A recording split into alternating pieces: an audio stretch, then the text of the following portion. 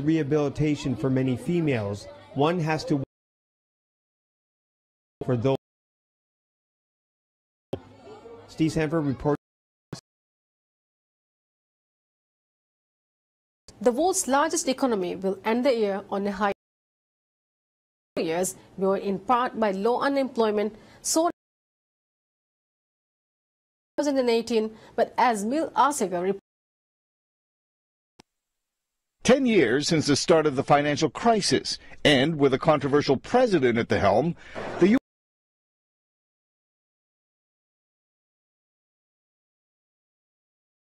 Rounded nicely. We saw some growth there. That powered the stock.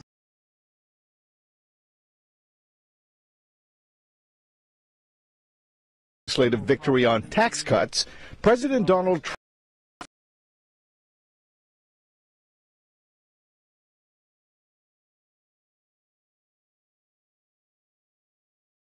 ahead for our country. A recent survey much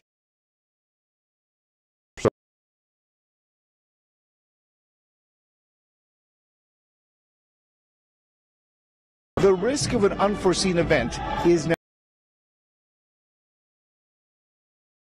Financial markets probably more likely to start overseas, but could start domestic. There also brings a change in leadership. Others note that 2018 D.C. also midterm elections coming up. It won't be long before we actually start thinking about in 2017 is expected to be a stabilizing force in the new year. But economists say they're monitoring Europe for any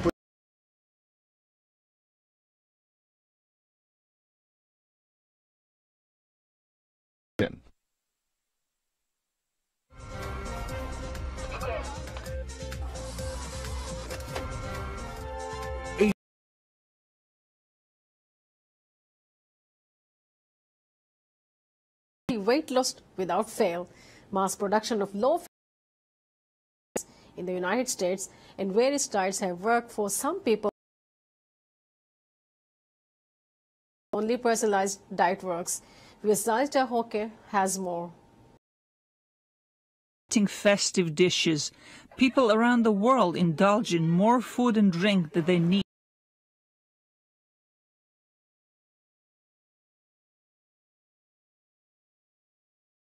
Always work, and scientists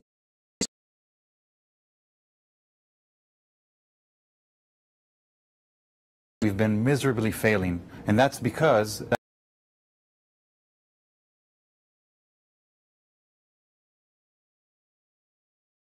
sugar levels low. Too much sugar in one's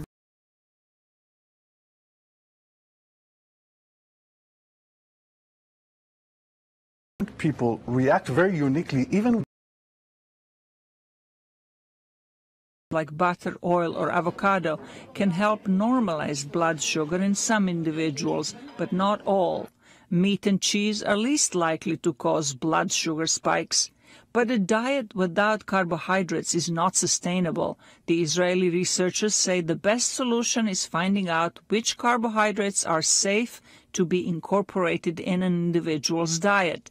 It requires pricking a finger for a drop of blood to measure sugar levels after each meal for a while.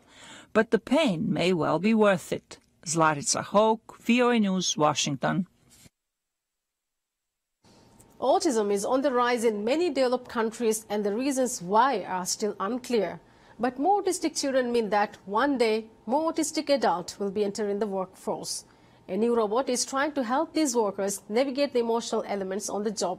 VOA's Brownwin Benito narrates this report by Kevin Enox. For many autistic adults entering the workforce, it's not the work that is challenging, but the people they work with. People on the autism spectrum often have trouble recognizing their coworkers' emotions, making it hard to create working relationships. Hello, my name is Alex. That's where Alex comes in. Adults with autism tell us that they have real problems of getting employment and keeping employment, and the main issue is not that they can't do the work. It's the workplace politics, especially being able to understand what people really mean rather than simply what they say. And part of that is understanding emotional expression, so that's why robots like Alex are going to help them. Researchers at Heriot-Watt University gave Alex human emotions in their most basic, universal form. Autistic adults then work with the robot on various tasks and learn to recognize common emotions. What you're trying to do is alter the environment through training, through helping, rather than changing the person, which frankly hasn't worked in 50-odd years of trying. So the main focus is on using this as a therapeutic intervention, if you like, but it's more environmental change. The emotions are easily recognizable to most people. There's joy, sadness, anger, fear, and surprise. The researchers took this a step further by programming the robot to not only show emotion, but to respond to the user's behavior. I have had a wonderful breakfast. As well as training the robot to understand human beings, we're actually creating a robot that can then respond in a human-like way, and that's what's going to be the effective part of this skills training for adults with autism.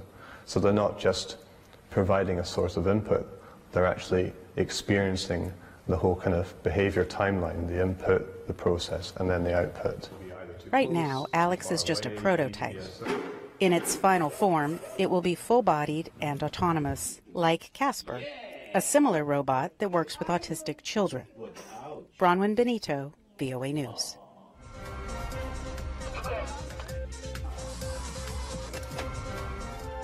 Asia Vision, Asian news through Asian eyes. A new book just hit the bookstores in Europe and the US that tries to show life in Africa beyond the stereotypes and misconceptions infused in Western media. Africa 54's Zolu Daki has the details. Africa was born, and it's still growing.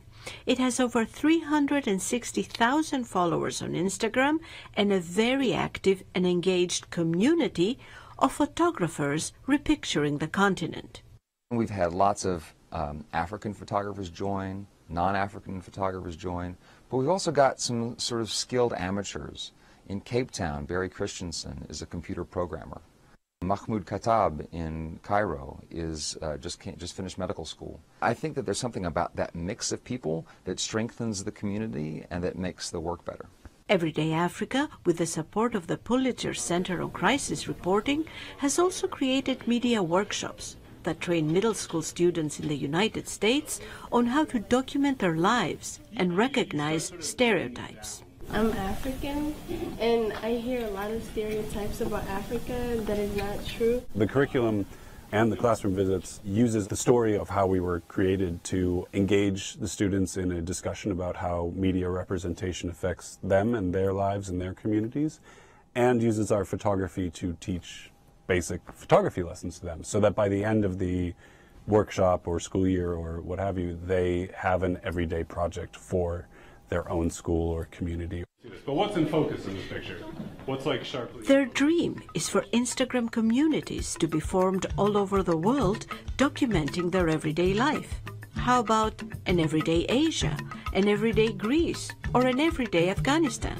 The publishing of the book, which is beautifully done, gives them the opportunity to access a different audience and to show an underrepresented side of African life to the world. Zoe Liudaki, VOA News, Washington.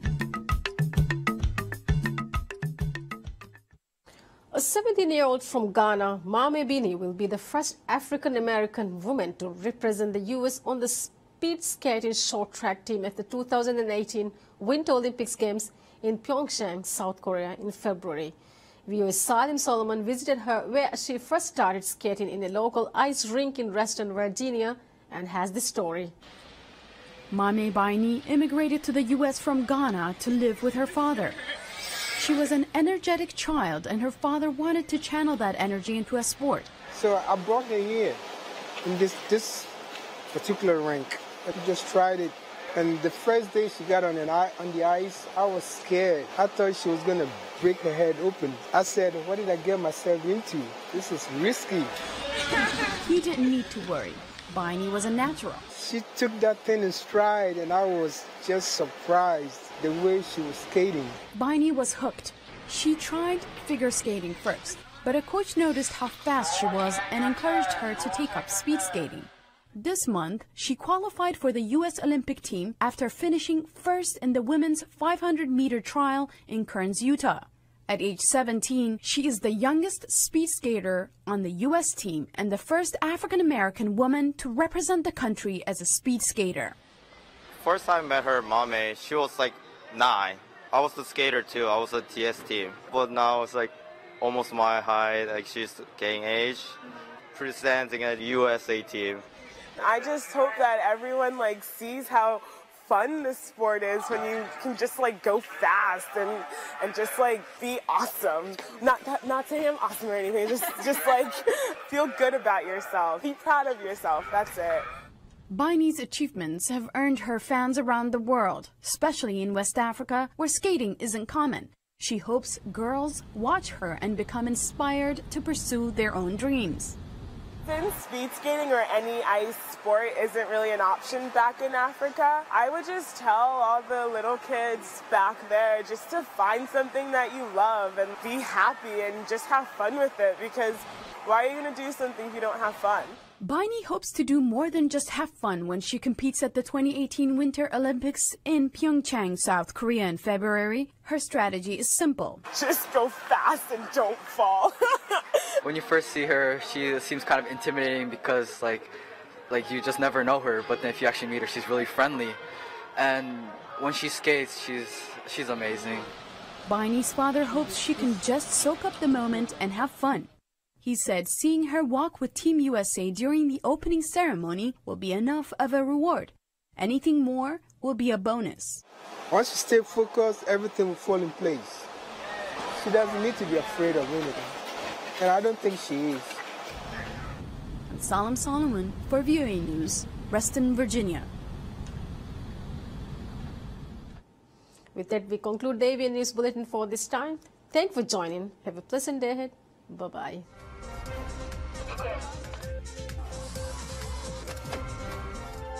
Asia Vision, Asian news through Asian eyes.